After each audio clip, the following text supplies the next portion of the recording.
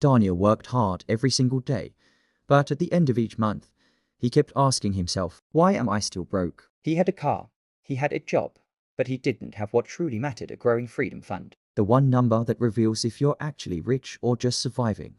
One night, Daniel stumbled on a concept called net worth. He realized that his wealth wasn't about how much he earned, but about the balance between what he owned and what he owed. Net worth equals assets liabilities. Suddenly, things clicked. His salary wasn't a scoreboard. His net worth was. He grabbed a notebook and calculated.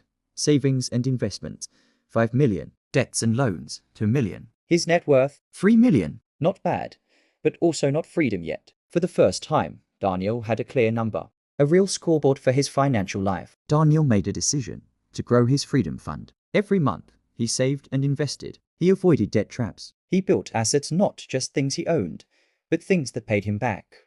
Digital products, investments, even a side hustle. He tracked his net worth monthly, just like checking his Instagram likes. Slowly, his freedom fund grew, and so did his confidence. One day, Daniel looked at his numbers and realized something powerful.